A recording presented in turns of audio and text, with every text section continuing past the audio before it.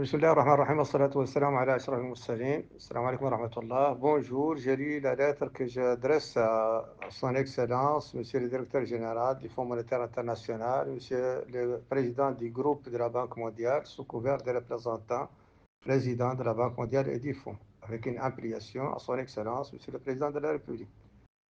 Objet.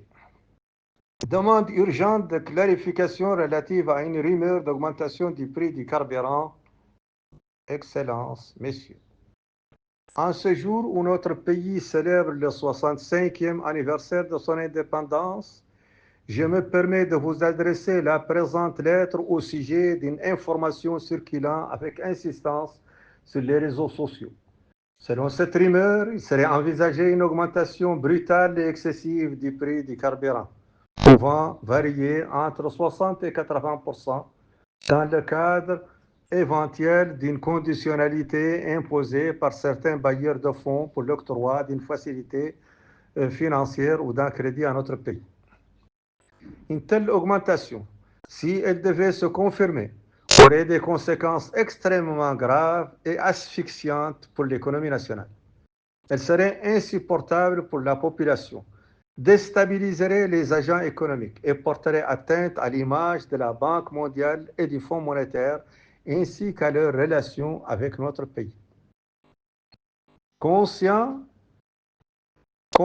du rôle essentiel de vos institutions dans le soutien au développement économique et à la stabilité financière et monétaire, et agissant dans le cadre de ma responsabilité d'expert comptable et de l'Institut de prospective stratégique 2IRS que je dirige, je me permets de solliciter votre clarification officielle sur cette information.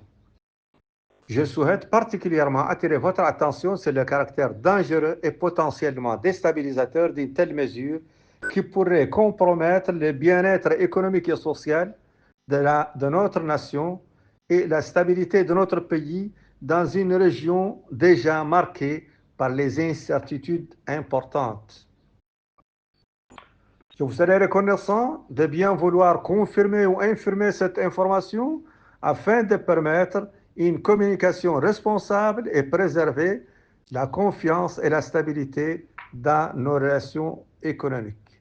Je vous prie d'agréer, messieurs, l'expression de ma très haute considération, Mohamed El Hassan, ancien de l'Institut du FMI, diplômé de la prestigieuse université Paris 9 Dauphine, président fondateur de l'Institut de recherche et d'études stratégiques le 28 novembre 2025. Je vous remercie infiniment.